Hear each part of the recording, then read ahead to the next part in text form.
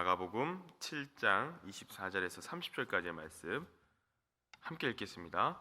예수께서 일어나 거기서 떠나 두로 지방으로 가서 한 집에 들어가 아무도 모르게 하시려 하나 숨길 수 없더라. 이에 더러운 귀신 들린 어린 딸을 둔 한 여자가 예수의 소문을 듣고 곧 와서 그 발 아래 엎드리니 그 여자는 헬라인이요 스로보닉의 족속이라. 자기 딸에게서 귀신 쫓아내 주시기를 간구하거늘 예수께서 이르시되 자녀로 먼저 배불리 먹게 할지니 자녀의 떡을 취하여 개들에게 던짐이 마땅치 아니하니라. 여자가 대답하여 이르되 주여 옳소이다마는 상 아래 개들도 아이들이 먹던 부스러기를 먹나이다. 예수께서 이르시되 이 말을 하였으니 돌아가라. 귀신이 네 딸에게서 나갔느니라 하시매 여자가 돌아가 본즉 아이가 침상에 누웠고 귀신이 나갔더라. 아멘. 할렐루야. 오늘 또 이 새벽에 여러분을 만나게 하신 하나님께 참 감사를 드립니다. 오늘 말씀을 통해서 여러분이 또 새 힘을 얻고 우리의 모든 시선이 주님을 향하고 또 주님을 향해 달려가는 여러분이 되시기를 주님의 이름으로 간절히 부탁드립니다. 갈릴리에서 장로들이 전통 문제로 바리새인들의 외식 문제를 비판하셨던 예수님은요, 갈릴리에서 장소를 옮겨 두로로 향합니다. 오늘 본문에 두로가 나오는데요, 이 두로 지방은 갈릴리 가버나움에서 북서쪽으로 약 40마일 정도 떨어진 무역 도시였습니다. 레바논 지역에 위치해 있고요, 해안 도시입니다. 이 두로는요, 무역이 성행하는 역사적인 가나안 도시였습니다. 이방인 지역에서 예수님은 그곳에 들어가 한 집에 들어가서 머무르려고 하셨다고 성경은 기록하고 있습니다만 예수님이 왔다는 소식을 듣고 그 사실을 숨길 수가 없었습니다. 예수님의 두로 지방의 한 집에 들어갔다는 소문이 그 일대 지역에 다 퍼졌기 때문이죠. 그리고 그 한 여인의 귀에도 그 소문이 들렸습니다. 그 여인이 바로 오늘 본문에 등장하는 스로보닉의 여인입니다. 이름은 나와 있지 않습니다. 하지만 우리는 이 여인이 어떤 여인인지를 알 수 있습니다. 헬라인이자 스로보닉의 족속이라고 성경은 기록하고 있습니다. 마태복음에서도 같은 사건이 서술되어 있는데요, 마태복음에서는 이 여인에 대해서 가나안 여인이라고만 기록하고 있습니다. 물론 둘 다 맞는 표현입니다. 마가복음 같은 경우는 정치적, 사회적 배경을 놓고 이 여인에 대해서 서술을 한 것입니다. 당시 유대 지방과 가나안 지방은 로마 제국에 속해 있었기 때문에 이 여인이 속해 있던 지역은 당시 헬라인이라고 볼 수 있었습니다. 하지만 마태복음 같은 경우는 가나안 여인이라고 콕 집어서 설명을 합니다. 그것은 이 여인이 이방 여인이었다는 것을 강조하기 위해서였습니다. 이방 여인, 그 중에서도 가나안 여인. 가나안 출신이라는 말은 유대인들하고는 정말 적대시하는, 역사적으로 적대시 관계에 있었던 그 족속이었기 때문에 마태복음에서는 가나안 여인이라고 강조한 것이죠. 그런 그녀가 예수님께 달려왔습니다.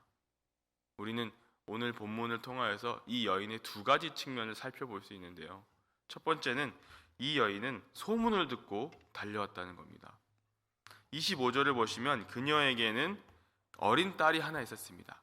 귀신 들린 어린 딸이라고 성경은 기록하고 있습니다. 그녀는 어떤 심정으로 예수님께 나왔을까요? 그녀의 심정은 매우 절망적이었을 것입니다. 어린 자식이 귀신이 들려서 정상적인 삶을 살지 못하는데 그 부모의 심정은 어떠하겠습니까? 그 부모 역시 평범한 삶을 살지 못하였을 것입니다. 그녀도 아마도 백방을 돌아다니면서 치료할 방법들을 찾았을 것입니다. 그러던 어느 날 예수님께서 두로의 한 집에 머무르게 됐다는 소식이 들렸을 것입니다. 여기서 이 여인의 믿음이 시작됩니다. 두로 지방, 예수님이 아무도 모르게 들어가셨지만 그 소문을 듣고 이 여인은 예수님 앞에 달려나왔습니다. 예수님이 공생의 사역 초기에 갈릴리 지방에서 불치병을 치유하고 귀신을 쫓아냈다는 소문이 사방으로 이미 퍼져 있었습니다. 갈릴리에서 40마일 떨어진 이 두로와 그 옆에 시돈 지방에서도 예수님을 찾아왔다고 성경은 기록하고 있습니다. 마가복음 3장 7절에서 9절을 보시면 성경은 이렇게 기록하고 있습니다.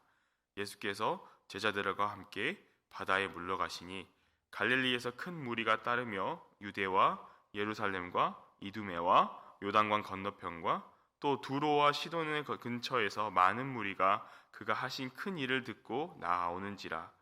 예수께서 무리가 에워싸 미는 것을 피하기 위하여 작은 배를 대기하도록 제자들에게 명하셨으니, 사람이 얼마나 많은지 예수님께서는 그 사람들을 에워싸는 걸 피하기 위해서 제자들에게 작은 배를 준비해 달라고 부탁하실 정도였습니다. 그런 소문으로만 듣던 예수님이 진짜 두로 지방의 어느 한 집에 오셨다는 걸 들은 것입니다. 그 소식을 들은 이 수로보니의 여인의 심정은 어떠했겠습니까? 지금이 기회다. 오늘이 아니면 나는 예수님을 두 번 다시 만날 수 없을 것이다. 아마 이 여인의 심정은 그러했을 것입니다. 두로에 오신 예수님의 소문을 듣고 정말 이 믿음으로 아마 주님 앞에 나왔을 것입니다. 그녀는 기회를 놓치지 않고 예수님 앞에 달려왔습니다. 25절에서는 그 발 아래 엎드렸다고 성경은 기록하고 있습니다. 이 의미는요, 주님의 그녀의 절박함이 담겨 있는 행동입니다. 당시 사회에서 그 발 아래 엎드렸다는 이야기는요, 그 발 앞에 엎드린 사람이 그 당사자에게 모든 처분을 다 맡긴다는 의미였습니다. 그러니까 이 여인은 예수님께 나의 모든 처분을 맡기겠다라고 하는 그 심정으로 그 발 아래 엎드렸던 것이죠. 어떠한 처분이라도 좋으니까 제발 내 딸을 살려달라는 그 절박한 심정으로 아마 나왔을 것입니다. 두 번째, 이 여인은요, 자신의 모든 것을 내려놓은 사람입니다. 여러분, 이 여인은 이방인입니다. 유대인이 아니에요. 그래서 지금 이 여인은요, 자신의 어떤 자존심도 다 내려놓고 그 당시에 그 존재했던 그 민족적인 감정들 있죠. 유대인과 가나안 사람들 사이에 있던 그 적대적인 그 감정들마저 다 내려놓고 지금 예수님 앞에 나와서 나의 딸을 살려달라고 발 앞에 엎드린 사람입니다. 그런데 주님의 대답은요, 참 놀라운 대답입니다. 주님의 대답은 한마디로 말씀드리면 거절이었습니다. 거절. 27절에서 예수님은 이렇게 기록하십니다. 자녀로 먼저 배불리 먹게 할지니 자녀의 떡을 취하여 개들에게 던짐이 마땅치 아니하니라. 지금 예수님의 답변은요, 이 여인에게는 너무나도 잔인한 답변이었습니다. 자녀를 먼저 배불리 먹게 한다는 것이 어떤 의미냐면, 나는 이방인들보다 유대인들의 사역을 먼저 집중하겠다라는 의도가 깔려 있습니다. 그러면서 이 이방 여인에게요, 개라는 표현을 사용합니다.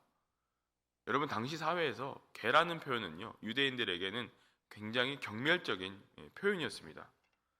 물론 이 예수님이 말씀하신 이 개의 의미는요, 헬라어로 쿠나리온이라는 헬라어의 의미인데, 길거리에 돌아다니는 더러운 그런 들개나 어떤 똥개가 아니라 여러분 그 집 안에서 키우는 조그마한 애완동물을 얘기하는 거예요.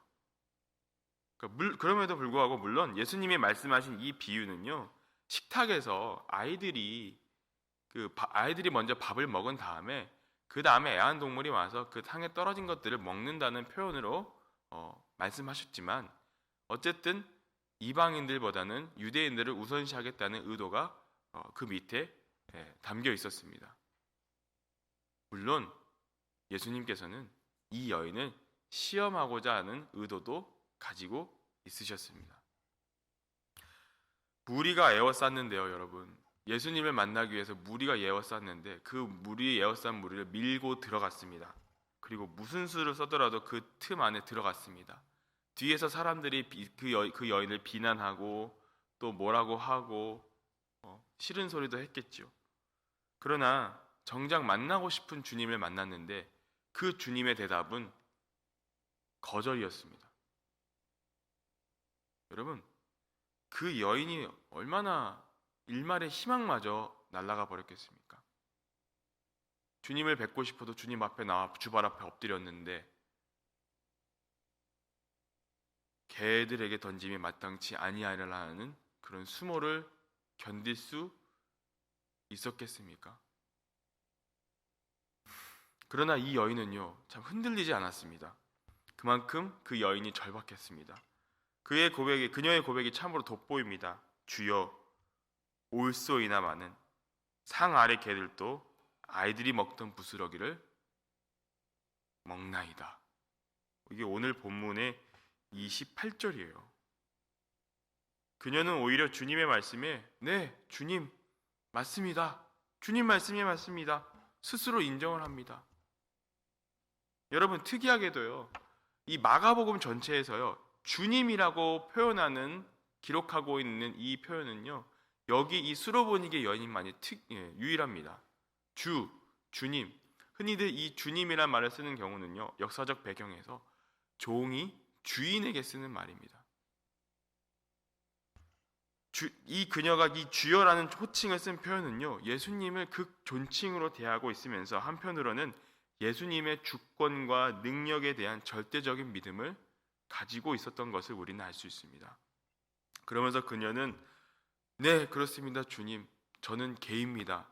하지만 그 개도, 상 아래에 있는 개도 아이들이 먹는 부스러기를 먹습니다라고 호소하고 있습니다. 그녀는 자신이 개라는 것을 오히려 인정을 하고 그럼에도 불구하고 그 떨어지는 부스러기라도 달라고 주님께 호소합니다. 그녀는 모든 것을 내려놓고 오로지 주님만을 높이며 의지했던 것이죠. 생각해 보십시오. 지금 이 여인은요, 그냥 무작정 달라고 생떼를 부리고 있는 것이 아닙니다. 오히려 주님의 생각과 마음을 정확하게 읽고 그분 뜻대로 포기하지 않고 간절히 구했던 것이죠. 여러분, 자신을 내려놓는 믿음은요, 겸손한 믿음입니다. 이 여인의 믿음이 바로 지금 그런 믿음입니다. 때문에 예수님은 그녀의 믿음을 굉장히 크게 보았습니다. 그래서 28절 후반부에서 상 아래 개들도 아이들이 먹는 부스러기를 먹내라는 이 표현은요, 그녀의 겸손한 믿음을 보여주고 있는 것입니다. 그녀는 유대인들과 동등한 위치에서 똑같은 대우를 받는 것도 바라지 않았습니다. 상 아래에 있는 개가 되어 아이들이 먹다 흘린 그 부스러기라도 먹을 수 있다면 감지덕지하겠다는 것이 바로 그녀의 겸손한 믿음이었습니다. 주님의 은혜, 그 부스러기 은혜라도 내가 먹을 수 있다면, 내 딸만 낳을 수 있다면 그 어떠한 것도 견딜 수 있다는 그녀의 믿음, 그리고 그녀의 자세, 그걸 보면서 예수님이 감동하셔서 오늘 본문 29절에서 이렇게 말씀하시죠. 예수께서 이르시되 이 말을 하였으니 돌아가라, 귀신이 네 딸에게서 나갔느니라. 이 말을 하였으니 돌아가라. 오늘 설교의 제목입니다. 이 말을 하였으니 돌아가라. 지금 네가 한 말 때문에 네 딸이 나았으니 돌아가라는 것이죠. 이 여인의 태도에서 예수님은 이 여인의 믿음을 발견한 것입니다. 마태복음에서도 동일한 이야기가 나와요. 마태복음 12장 28절을 보시면요, 이 여인의 이야기가 나오는데 예수님께서는 똑같은 이런 얘기를 하십니다. 네 믿음이 크도다. 예수님께서는 이 여인의 믿음이 크다는 것을 인정하신 것입니다. 그리고 그 믿음으로 인하여서 그 여인의 딸은 고침을 받았습니다. 예수님께서 직접 그 여인의 집에 가지 않고도 그 여인의 믿음으로 인하여서 그 여인이 집에 돌아갔을 때 30절을 보시면 집에 돌아가 본즉 아이가 침상에 누워 있더니 병이 나았더라고 성경은 기록하고 있습니다. 우리는 이 본문을 통하여서 두 가지의 적용점을 찾아볼 수 있는데요. 첫 번째로 우리는 간절함이 있어야 할 줄로 믿습니다. 그녀는 절실하게 그 기회를 잡았습니다. 예수님이 자신의 동네에 왔을 때 그녀는 그 기회를 놓치지 않았습니다. 물론 이 여인이 만약에 그냥 이 상황을 지나쳐 버렸을 수도 있습니다. 하지만 그녀의 간절함으로 인하여서 주님은 그녀를 만나주신 것이죠. 마태복음에서는요, 그녀가 주님을 향해서 뒤에서 소리를 질렀다라고 이야기합니다. 얼마나 소리를 많이 질렀던지 제자들이 그 여인이 뒤에서 소리를 지른다고 성경은 기록하고 있어요. 근데 이 소리를 지른다는 이 표현이요, 헬라어에서 어떤 표현이냐면 그냥 한 번만 외친 것이 아니라 주님의 뒤를 졸졸졸 따라다니면서 계속해서 반복해서 외쳤다라는 것을 의미합니다. 이것이 바로 간절함인 줄 믿습니다. 누가복음 5장을 여러분 보시면 중풍병자 기억하시죠? 중풍병자 환자를 살리기 위해서 그 친구들이 주님이 계신 그 집에 지붕을 뚫어서 침상을 아예 주님 앞에 내려놓는 모습을 성경에서 우리는 볼 수 있습니다. 우리는 그러한 간절한 믿음이 있어야 할 줄로 믿습니다. 주님의 은혜를 놓치지 않고 우리가 기도할 때, 우리가 신앙생활할 때에 그런 간절함으로 주님께 구하는 여러분들이 되시기를 바랍니다. 두 번째는 우리의 모든 것을 내려놔 놓을 수 있어야 합니다. 여러분, 마태복음 19장의 그 부자 청년의 이야기를 기억하시지요? 자신을 내려놓을 수 있는 것이 참 무척 어려운 것이었음을 우리는 알 수 있었습니다. 하지만 이 여인은요, 진짜 자신의 모든 것을 다 내어 던져버립니다. 자녀의 떡을 취하여 개들에게 던짐이 마땅하지 아니하리라. 여러분, 이러한 수모도 견딘 사람이 바로 이 오늘 본문의 수로보니게 여인입니다. 개로 취급을 당하였음에도 그녀는 굴하지 않았습니다. 그녀의 자존심도 다 버려버렸습니다. 오히려 이 여인은 개로 취급을 당하였음에도 오히려 자신을 겸손히 낮추었습니다. 그러면서 상에 떨어져 있는 부스러기 은혜라도 좋으니 달라고 주님께 간청합니다. 그녀는 만무가내로 청하지도 않았고 간절한 믿음으로 주님, 내가 여기 있습니다. 주님, 나는 개입니다. 나는 죄인입니다.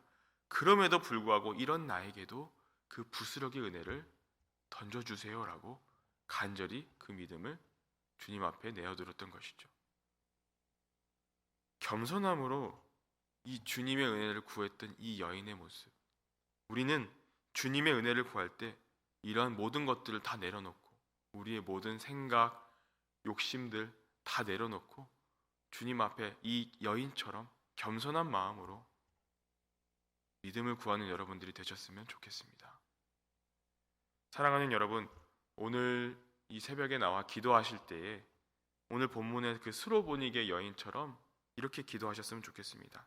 간절하게 내 모든 것들을 다 내려놓고 겸손한 마음으로 주님, 저는 죄인입니다. 주님, 나에게도 부스러기 은혜를 주세요 라는 이 심정으로 기도하셨으면 좋겠습니다. 그렇게 기도하실 때에 주님께서 말씀하실 때 네 말을 하였으니 돌아가라. 네 믿음이 크도다. 네 소원대로 되리라 했던 마가복음과 마태복음의 주님의 말씀처럼 오늘 기도가 응답받는 여러분이 되시기를 주님의 이름으로 간절히 축원합니다. 참 좋으신 주님, 귀하신 주님, 오늘 이 새벽에 수로보니게 여인의 심정으로 주님 앞에 나왔습니다. 사랑하는 우리 성도님들, 주님의 상에서 떨어지는 그 부스러기 은혜라도 좋습니다. 주님 앞에 간절하게 내 모든 것을 내려놓고 겸손한 마음으로 주님을 붙잡고 기도할 때에 우리의 믿음을 불쌍히 여겨주시고 네 믿음이 크도다라고 응답받는 이 시간이 되게 하여 주시옵소서. 사랑하는 우리 성도님들이 이러한 마음으로 기도할 때 주님께서 그 기도를 들어주시고 응답받는 오늘 하루가 되게 하여 주시옵소서. 우리가 가지고 있는 이 모든 문제들, 가정 문제, 직장 문제, 자녀 문제, 몸이 아픈 자들, 이 모든 기도를 주님께서 다 들어주시고 이루어 주실 수 있도록 주님께서 역사하여 주시옵소서. 살아계신 하나님을 경험하는 이 시간이 되게 하여 주시옵고, 하나님 그 믿음으로 통하여서 하나님 곧 병고침을 받았던 그 스로보니게 여인의 믿음처럼 우리도 이 믿음을 붙잡고 살아가는 우리 모든 성도님들 되게 하여 주시옵소서. 감사를 드리오며 우리를 구속해 주신 예수 그리스도 이름으로 축복하며 기도하옵나이다. 아멘.